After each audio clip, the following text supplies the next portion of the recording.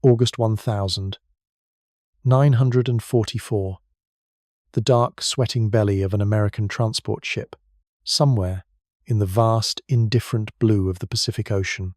For Sergeant Kenji Tanaka of the Imperial Japanese Army, the world had shrunk to the rhythmic groan of the ship's engines and the cloying smell of diesel, salt, and unwashed bodies. He and the other men in the hold, all draped in the tattered remnants of their uniforms, sat in a silence born not of discipline, but of profound, soul-crushing shame. They were ghosts, men who had failed in their single most sacred duty, to die for the Emperor. Each creak of the steel bulkheads was a reminder of their dishonor. Each wave that slapped against the hull felt like a judgment. In Tanaka's mind, the propaganda posters from home flickered like ghosts themselves. The images of monstrous, fang-toothed American soldiers, the stories of unspeakable tortures reserved for the captured. He had seen what his own army did to prisoners. He had been taught that the Americans, being racially inferior barbarians, would be infinitely worse. Death was a certainty. The only question was how agonizing it would be. He steeled himself, reciting the field service code in his mind, trying to find some last shred of the warrior he was supposed to be. When the heavy steel hatch groaned open, flooding the suffocating darkness with a rectangle of blinding, painful sunlight, Tanaka and the others flinched as one. A massive silhouette blotted out the light. An American guard, a giant by their standards, stood there. This was it. The beginning of the end. The men braced for the kick, the rifle butt, the screamed command that would herald their torment. But it never came. Instead, the giant spoke in a strange, flat tone, not to them, but to another guard. Then, he tossed something down into the hold. It wasn't a grenade. It clattered on the steel deck, and the men stared. It was a crate of tinned rations. Another guard appeared with a barrel of fresh water. There were no shouts, no beatings, no sadism. There was only a weary, almost bored efficiency. A guard pointed a ladle at Tanaka, grunting a single incomprehensible word. Tanaka, frozen with fear, did nothing. The guard sighed, an exasperated sound, then simply ladled some water into a cup and set it on the deck near him. Tanaka stared at the cup, then at the guard's face. He saw no demonic rage, no bloodlust. He saw only impatience, maybe even a hint of pity. Sergeant Tanaka couldn't believe what he was seeing. This casual, almost indifferent act of sustenance was more confusing than any violence he had prepared for. It didn't fit the world he knew. It was the first crack in a foundation of belief that had been built since his birth, and he had no idea that this small, baffling moment was the beginning of a psychological dismantling more complete than anything a torture chamber could ever achieve. For Sergeant Tanaka and the hundreds of thousands of Japanese soldiers who fought in the Second World War, this profound sense of disorientation was no accident. It was the direct result of a collision between two irreconcilable worlds. The Japan they fought for was a nation steeped in a warrior code that the West had largely abandoned centuries ago. Their minds were shaped by the twin pillars of the Imperial Rescript on education and the Field Service Code, documents that elevated duty, obedience, and self-sacrifice to the level of religious dogma. Every Japanese schoolboy learned that his highest honor was to repay his infinite debt to the divine emperor, with his own life. The Field Service Code, issued by War Minister Hideki Tojo in 1941, was explicit. Do not live in shame as a prisoner. Die and leave no stain on your honor. To be captured was not merely a failure. It was an act of social and spiritual suicide. It erased your existence, brought unbearable shame to your family, and severed your connection to the national spirit of Japan. The propaganda of the era reinforced this with terrifying imagery. Americans were not depicted as rival soldiers, but as Kichiku Beihei devilish, beastly creatures. Government-sponsored films and posters showed them as lazy, monstrous, and racially impure demons who, if they ever set foot on the sacred soil of Japan, would desecrate temples, violate women, and destroy everything the Japanese people held dear. Soldiers were told that if captured, Americans would not follow any rules of war. They would be tortured for information, subjected to horrific medical experiments, and then murdered. This narrative was so powerful, so deeply ingrained, that many Japanese soldiers on battlefields like Saipan and Okinawa, when faced with certain defeat, chose to commit suicide by the thousands rather than surrender. They believed, with absolute conviction, that a grenade in their own hands was a more merciful end than anything the Americans had in store for them. This was the psychological landscape of every Japanese soldier, a world where honor was found only in death, and capture was a fate worse than any hell they could imagine. They knew what was coming because they knew what they themselves were capable of. They had witnessed or participated in the brutal treatment of Allied and Chinese prisoners, a reality that only confirmed in their minds that warfare was a realm of absolute cruelty and the enemy must surely be a mirror image of themselves. But while the Japanese military machine was conditioning its men to die, a radically different and far more pragmatic philosophy was being developed in Washington. The Americans were not fighting a holy war for a divine emperor. They were fighting a war of industrial might and ideological endurance, and part of that fight involved a calculated, strategic approach to prisoners of war that the Japanese High Command simply could not comprehend. Officially, the United States was a signatory to the 1929 Geneva Convention, which outlined the humane treatment of prisoners. While adherence to this code was not always perfect in the heat of battle, at the institutional level, it formed the bedrock of American policy. But the American approach went far beyond simple legal obligation. It became a powerful tool of psychological warfare. Planners in the Office of War Information and the military intelligence services understood something fundamental. The war would eventually end. When it did, America would be faced with the monumental task of occupying and rebuilding a shattered, militarized Japan. To do that, they needed to begin deprogramming the Japanese people, and the first subjects for this grand experiment were the prisoners of war they were collecting from islands all across the Pacific. The strategy was simple, yet profound. Demonstrate through action that everything the Japanese military had told them about America was a lie. Where they expected cruelty, they would be met with professional detachment and basic human decency. Where they expected starvation, they would be given food that was, in many cases, more plentiful and nutritious than what they had received in the Imperial Army. Where they expected torture and execution, they would be given medical care, clean barracks, and overwhelming, soul-shattering boredom. This wasn't born from pure altruism. It was a calculated policy designed to achieve several goals. First, it made prisoners easier to manage. A well-fed, healthy prisoner is far less likely to cause trouble than a desperate, starving one. Second, it was a source of intelligence. Prisoners who weren't being tortured were sometimes more willing to talk, not about military secrets, but about life in Japan, providing valuable insights into the society America would one day have to govern. But the most important goal was the long-term one: to shatter the myth of the demonic American and, by extension, the myth of the Japanese military's infallibility. The aim was to win the peace before the final battle was even fought. Every clean blanket, every full meal, every cigarette offered without malice was a small, quiet weapon against the ideology of Imperial Japan.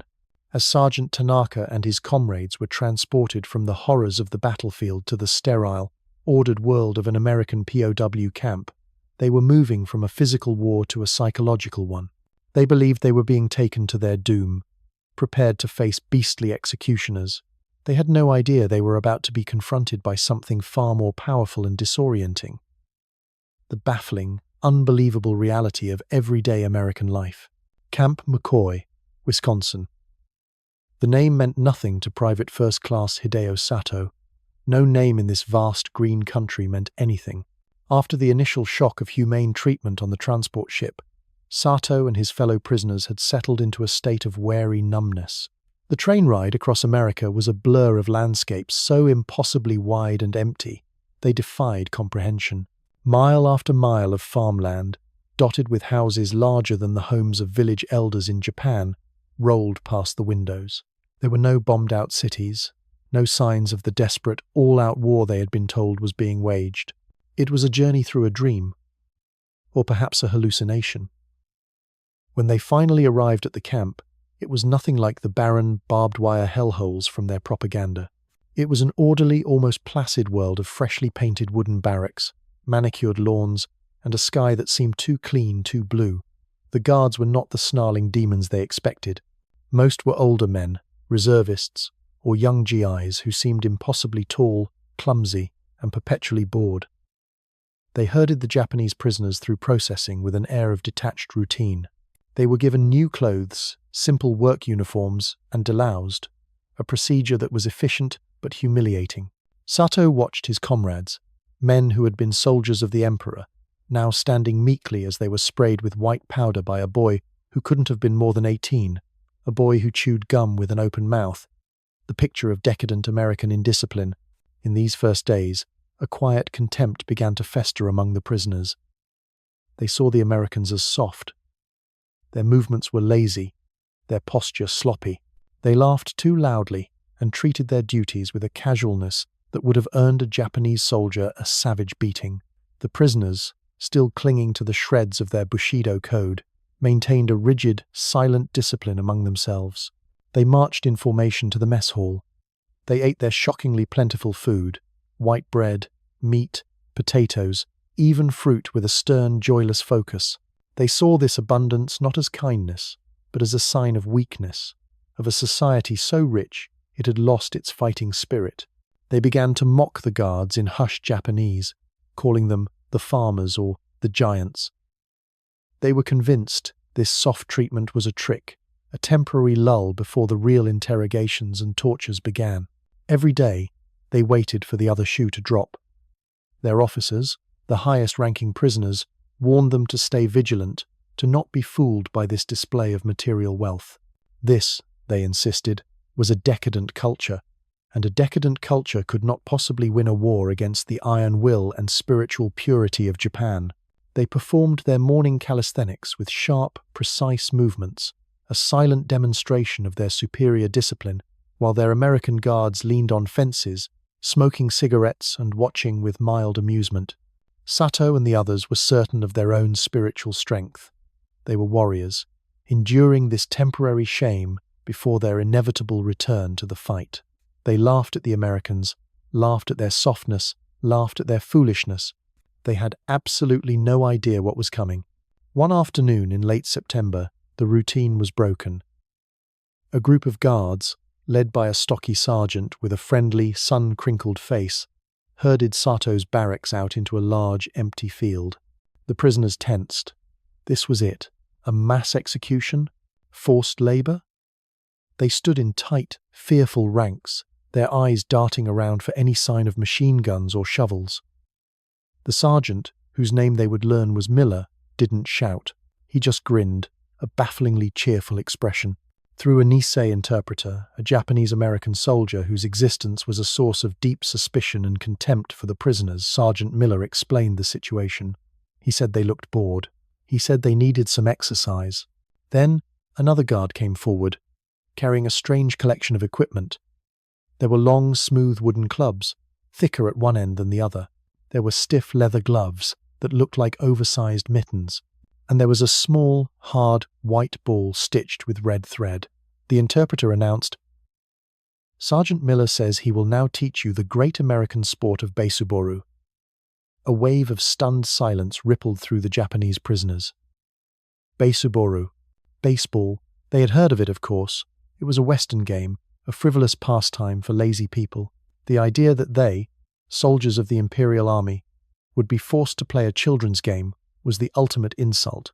It was a humiliation far worse than a beating. This was a direct assault on their dignity as warriors. A few of the Japanese officers began to protest, speaking in sharp, angry tones to the interpreter. They told him they refused to participate in this ridiculous charade. Sergeant Miller listened to the translation, his smile never wavering. He simply held up one of the wooden clubs, a bat, and the hard white ball. He mimed a swing, then pointed to the open field. He wasn't asking. The interpreter relayed a new message, his tone now flat and official. This is a mandatory recreational activity. There was no escape. Under the watchful, amused eyes of the American guards, the prisoners were forced onto the field. Sergeant Miller and his men tried to explain the rules.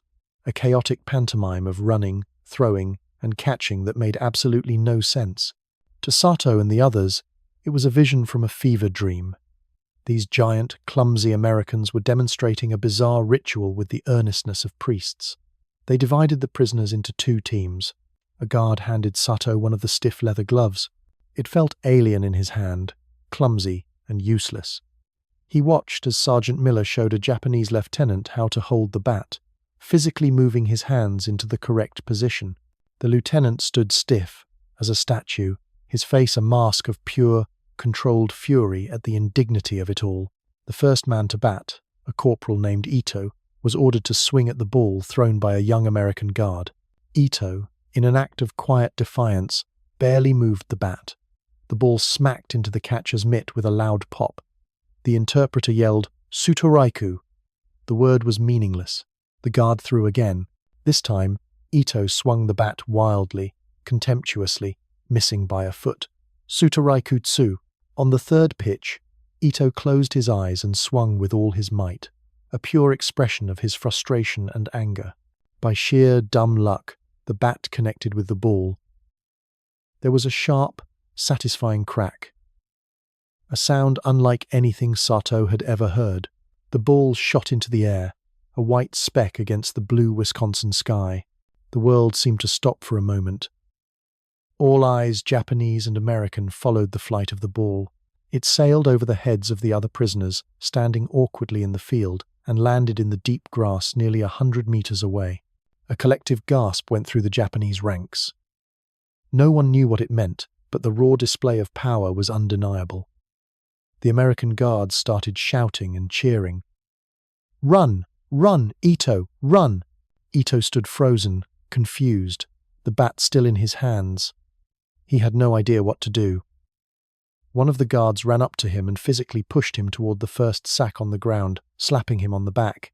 Ito, shocked into motion, began to run, his army boots pounding the unfamiliar earth. He ran clumsily, his face a mixture of terror and bewilderment. He rounded the first sack, then the second, as the guards continued to yell encouragement.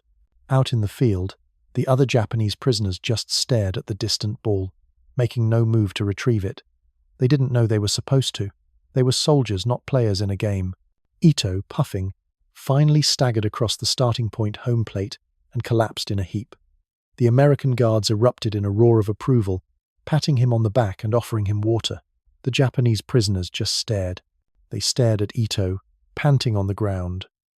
They stared at the guards, who were laughing and genuinely excited. They stared at the bat, the ball, the strange leather gloves. Nothing in their training, nothing in their entire worldview had prepared them for this. They had expected cruelty and received baffling kindness. They had expected indoctrination and were given a child's game. They had prepared their minds for an honorable death, and now they stood on a perfectly cut lawn under a peaceful autumn sky, utterly, completely, and profoundly confused. In that moment, watching the hulking American guards cheer for a man they had captured in a brutal war, Sato felt the rigid certainty of his world begin to crumble into dust. This wasn't a trick. This wasn't humiliation. This was something else, something so alien he didn't have a name for it. It was the sound of a baseball hitting a bat, and it was the sound of his entire belief system shattering. The crack of that bat at Camp McCoy was not an isolated acoustic event. It was the opening note in a symphony of psychological re-engineering that was being conducted, with varying degrees of orchestration, in prisoner of war camps all across the United States. From the arid plains of Texas to the lush forests of the Pacific Northwest, the story repeated itself with a consistency that stunned the Japanese prisoners who had transferred between facilities. They came to realize this wasn't the whim of a single, eccentric sergeant. This was a system. It was a strategy of overwhelming, relentless normalcy. The American High Command had realized that the most effective way to break the Japanese warrior spirit was not to confront it with equal ferocity, but to simply make it irrelevant. They would not fight the Bushido Code. They would smother it with baseball, vocational school, and consumer goods. At Camp Clarinda in Iowa, what started with baseball soon morphed into something even more bewildering. The camp administrators, noticing the prisoners' aptitude for detailed work, introduced craft programs. Men who had been trained to assemble and disassemble Arisaka rifles with blindfolded precision were now given wood, leather, and paint. They were taught to build intricate model ships, carve traditional Japanese artwork, and even craft furniture. At first, the Japanese officers saw this as a clever way to produce goods for their captors, but they were shocked to learn that the prisoners were allowed to sell these crafts at camp fairs, earning scrip they could spend at the canteen. A captain who had led bayonet charges on Guadalcanal now found himself haggling over the price of a delicate, hand-carved wooden bird with the wife of an American officer. He couldn't believe it. The transaction was polite, commercial, and utterly devoid of the life-and-death struggle that had defined his entire existence. He was being treated not as a feared enemy, but as an artisan. This transformation was a deliberate part of the system. The Americans were systematically replacing the identity of imperial soldier with new, civilian identities. Carpenter, student, baseball player. In the sprawling camps of California, this system took on an even more ambitious form. The prisoners there were not just kept occupied, they were educated. The Americans, with their bottomless supply of resources, established camp universities. They offered courses in English, American civics, agriculture, and even economics. A Japanese navigator who had once plotted courses for bomber formations over China now sat in a wooden barracks, a chalkboard in front of him, learning about the three branches of the U.S. government from a guard who had been a history professor in his civilian life. He and his fellow prisoners were stunned. This was not indoctrination in the way they understood it. The rote memorization of imperial edicts. They were encouraged to ask questions. They read American newspapers and magazines, their first unfiltered glimpse into a world their government had told them was collapsing from decadence and internal strife. Instead, they read about war bond drives, factory production records, and local elections.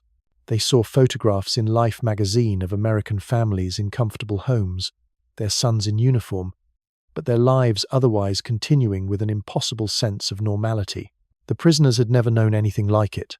In Japan, the entire nation had been mobilized for a singular, desperate purpose. Here, a nation was fighting a global war on two fronts, while simultaneously running high school football games, inventing new consumer products, and teaching its enemies English. It was a demonstration of national power so profound and so casual that it bordered on the surreal. The most shocking discovery for many was the Nisei instructors. These Japanese Americans, wearing the same U.S. Army uniform as the White Guards, were a walking paradox the prisoners could not resolve. They were racially Japanese, but culturally American. They spoke the prisoners' language perfectly, but espoused ideas that were completely alien. They served as a living bridge between the two worlds, and in doing so, they demolished the Japanese racial purity propaganda that had been a cornerstone of their indoctrination. How could the Americans be inferior, devilish beasts if these men, who looked just like them, were an integral part of their system? This relentless pattern of deconstruction played out daily, with the most mundane objects becoming powerful symbols of American dominance. At Camp Kennedy in Texas, it was the camp canteen.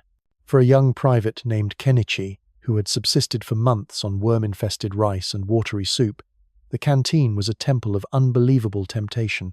Rows of brightly packaged candy bars, cartons of cigarettes with names like Lucky Strike and Camel, bottles of Coca-Cola sweating with condensation. He had been taught that desire was a weakness, that austerity was a sign of spiritual strength. But here, desire was a commodity, packaged and sold for a few cents of camp scrip. After weeks of back-breaking labor in the camp's agricultural fields, for which he was paid a pittance, Kenichi saved enough to buy his first Hershey's chocolate bar. He unwrapped the foil carefully, as if it were a sacred text. The taste, sweet, creamy, and rich, was a physical shock. It was a pleasure so pure and so unnecessary that it felt like a sin. But as he looked around, he saw American guards and other prisoners enjoying the same simple pleasure without a hint of guilt. It was just normal. That chocolate bar was more than food. It was a lesson in economics, in individualism, in a society that didn't just tolerate pleasure but mass-produced it. It was the antithesis of the self-denial and sacrifice he had been told would win the war. And through it all, punctuating the strange new reality of their lives, was the sound. The sound became the symbol that tied it all together. Whether in the fields of Wisconsin, the classrooms of California, or the canteens of Texas, the afternoons were often filled with the unmistakable, rhythmic crack of a baseball bat hitting a ball. It was a sound that carried across the compounds, a sound of leisure in a time of war, a sound of ordered, rule-based competition in a world that had been ruled by chaos and brutality. It was the sound of America. To the Japanese prisoners, it became the metronome of their changing world. It was the sound of their warrior past being methodically and relentlessly erased, replaced by a future they couldn't have imagined.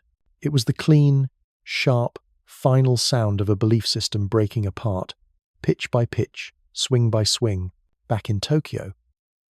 Within the grim, wood-paneled offices of the Imperial General Headquarters, the reports filtering back through neutral intermediaries and intelligence channels were met with first disbelief, then confusion, and finally a simmering, impotent rage. The Japanese High Command was a body of men who saw the world through the lens of spiritual strength and martial purity. They understood warfare as a contest of wills, where victory belonged to the side most willing to endure suffering and sacrifice. The American approach to prisoners of war was, in their view, a strategic absurdity. It was a sign of profound weakness. Early reports of humane treatment were dismissed as propaganda. Clever American lies designed to trick Imperial soldiers into surrendering. The General Staff issued directives to frontline commanders to reinforce the message: do not trust the Americans, they are cunning devils, and their kindness is a mask for their barbarism. They doubled down on the stories of torture and execution, producing ever more lurid pamphlets and radio broadcasts. But the truth had a way of seeping through the cracks. As the war dragged on, and the number of captured Japanese soldiers swelled from a few hundred to tens of thousands, the evidence became undeniable. The International Red Cross, which was allowed access to American camps, provided reports that confirmed the stories. Captured Japanese soldiers, they reported, were not only alive but were well fed, housed, and receiving medical treatment in accordance with the Geneva Convention, a treaty Japan had signed but refused to ratify, viewing it as an obstacle to total victory. The High Command was stunned. They couldn't believe it. Their entire psychological framework for the war was being systematically dismantled by an enemy who refused to play by their rules. They had prepared for a war of mutual annihilation, a glorious, bloody clash of spirits. Instead, the Americans were waging a war of administration, of logistics, of baffling, soul-crushing decency. In a desperate attempt to counter this, they tried to frame the American strategy as a form of cultural warfare. They argued that the Americans were trying to corrupt the Japanese spirit, to soften the resolve of their soldiers with decadent Western luxuries like candy, movies, and baseball. A new propaganda line emerged. It was better to die an honorable death on the battlefield than to have your soul polluted by American materialism.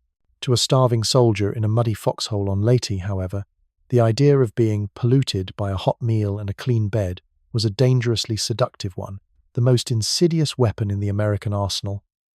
From Tokyo's perspective, were the leaflets. B-29 seconds, flying from the Marianas, on their way to firebomb Japanese cities, would drop millions of leaflets over the home islands and battlefronts. Many of these leaflets contained photographs of Japanese prisoners in American camps. They showed men playing baseball, working in fields, even performing traditional Japanese plays. They also carried printed letters and testimonials from the prisoners themselves, assuring their families they were being treated well. For a government that had officially declared every captured soldier to be dead, striking their names from town registries, and telling their families they had died honorably in battle, these pieces of paper were poison. They were direct, photographic proof that the government was lying. The response from the High Command was clumsy and ineffective. They declared the leaflets to be forgeries, the photographs to be staged with actors. They made it a capital crime for any civilian to possess one, but they couldn't stop the whispers. A mother who had received an official notice of her son's heroic death would hear a rumor about a leaflet that mentioned his name a leaflet that said he was alive in a place called Wisconsin. The seed of doubt was planted. Was the government lying? Was her son not a hero, but a prisoner living in shame? This uncertainty was more corrosive to national morale than the loss of any battleship. For the average Japanese soldier still in the fight, the psychological impact was devastating. Their worldview was built on a foundation of absolute certainties. The divinity of the emperor, the spiritual superiority of the Japanese race, and the barbarism of the enemy. The American strategy attacked all three pillars at once. If the Americans were not beasts, then perhaps they were not racially inferior. If they were not racially inferior, then perhaps their way of life, their industry, their government, their values was not decadent and weak, but powerful. And if the American way was powerful, then what did that say about Japan's chances of winning the war? The letters from prisoners, passed secretly from soldier to soldier, spoke of an America that was not a nation on the brink of collapse, but a nation of unimaginable wealth and resources. They described factories that produced an endless stream of machines, farms that produced mountains of food, and a people who seemed to fight a war without giving up their comfortable lives. A soldier reading this would then look at his own reality, his dwindling ammunition, his meager rations, the poorly made boots on his feet. The contrast was crushing. It chipped away at his fighting spirit, replacing it with a cold, hard sense of futility.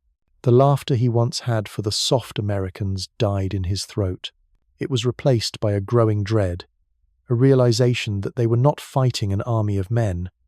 They were fighting a system, a machine, an entire world that operated on principles they could no longer understand. Their spirit, their willingness to die, was a finite resource. America's ability to produce baseballs, it seemed, was not. The High Command had no countermeasure for this. How do you fight an enemy whose most effective weapon is a chocolate bar? How do you defeat an army that kills your spirit with kindness? They couldn't. The battle for the Japanese mind was being lost. One prisoner, one baseball game, one leaflet at a time. The Japanese war effort was the ultimate expression of an ideology that prized spirit over substance. It was a belief, held with religious fervor, that the pure, unbreakable will of the Yamato race could triumph over any material advantage. The Japanese soldier was taught that his fighting spirit, his seishin, was his sharpest weapon, more potent than any machine gun or artillery piece. He could endure where others would break. He could sacrifice when others would retreat. This belief was the engine of the entire war machine. But what the Japanese High Command never knew, what they couldn't possibly comprehend until the very end, was that they were not at war with the American spirit. They were at war with the American factory. They were fighting an enemy whose true power wasn't ideological fervor, but the relentless, remorseless logic of the assembly line. The American victory was not a triumph of a better spirit, but a triumph of a better system. A system that could produce bombers, aircraft carriers, and atomic bombs on a scale that defied imagination. And that same system, with the same effortless efficiency, also produced the surplus of resources and confidence that defined the prisoner of war camps. The humane treatment, the vocational schools, the camp canteens, and the baseball games were not acts of charity. They were byproducts of an industrial behemoth, so vast and so powerful that it could afford to be magnanimous. It could wage total war across 2 oceans and still have enough leftover food, fuel, medicine, and manpower to build a strange, parallel world for its captives, a world designed to demonstrate the sheer futility of resistance. The POW camps were the ultimate microcosm of the conflict. One side's entire national output was focused on a desperate, spiritual struggle for survival, while the other side's surplus production was enough to overwhelm its enemies with the mundane realities of a comfortable life. Japan's spirit was brittle, sharp, and ultimately finite. America's industrial might was a tidal wave of steel, oil, and lead that simply washed it away. The ultimate demonstration of this reality came not on a battlefield, but through the crackling static of a radio receiver on August 15, 1945. In every POW camp across America, the prisoners were assembled. The mood was tense, confused.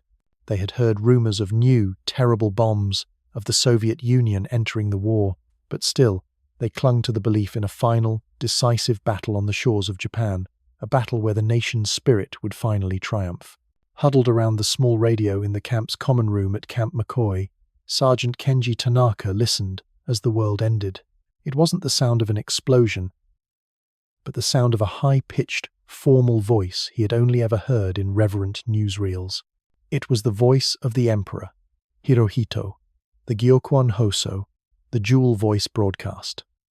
The language was archaic, courtly, and difficult to understand, but the message, when it finally pierced through the static and the formality, was unmistakable. The war was over. Japan had endured the unendurable and accepted the unacceptable. Japan had surrendered. A profound, deathly silence fell over the room. Men who had survived bloody battles, who had faced death without flinching, now stared into the middle distance, their faces slack with shock. Some began to weep, not loudly, but with the quiet, convulsive sobs of men whose souls had been broken. Others simply sat, unmoving, their minds unable to process the sheer scale of the blasphemy they had just heard. The Emperor, a living god, the divine anchor of their entire universe, had admitted defeat. It was a spiritual cataclysm.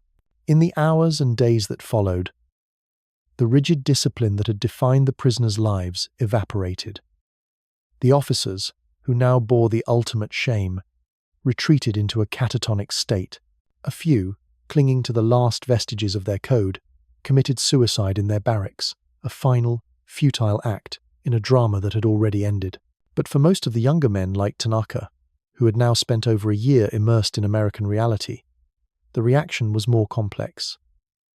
The shame was there, a deep, gnawing wound, but beneath it was a confusing mix of emotions, exhaustion, uncertainty, and a terrifying, unspoken flicker of relief.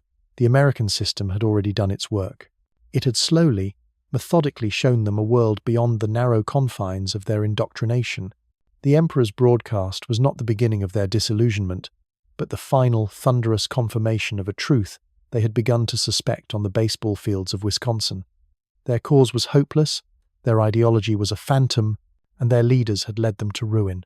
When the former prisoners finally returned to Japan in late 1945 and 1946, they stepped into a world that was more alien than the one they had been held captive in. They had left a nation convinced of its divine destiny. They returned to a blackened, radioactive ruin occupied by foreign soldiers. The propaganda had promised them a land of gods and heroes. The reality was a landscape of rubble, starvation, and profound collective shame. It was the ultimate, cruel irony. For years, they had been held in camps where food was plentiful, the barracks were warm, and the future, while uncertain, was at least survivable. Now, they were free, in a homeland where their own families were selling heirlooms for a handful of sweet potatoes. They, the disgraced prisoners, were healthier and better fed than the heroic civilians who had endured the firebombings. They had been taught English in comfortable classrooms while their countrymen had been incinerated in their homes. This inversion of reality was the final verdict. It was the definitive proof of which system had truly been superior. The Americans, in their victory, once again brought their system with them. During the occupation, General Douglas MacArthur actively promoted the reintroduction of baseball as a way to rebuild Japanese morale and foster a peaceful, democratic spirit. The game the prisoners had learned as a bizarre American ritual now became a cornerstone of their nation's recovery. The crack of the bat, the sound that had once symbolized their captor's alien power, now became the sound of their own rebirth. The Japanese had entered the war believing it was a contest of will against weakness, of spiritual purity against decadent materialism. They were stunned to discover that the Americans didn't see the world that way at all. The Americans saw the war as a problem of production, and they solved it the way they solved every problem, by building a machine bigger than anyone had ever imagined, a machine that produced not only victory, but a new reality in its wake. They had laughed at the soft, lazy Americans who played a child's game. They stopped laughing when they realized that game was just one small, insignificant gear in a vast, continental engine of power that had been designed from the very beginning not just to defeat them, but to remake their world.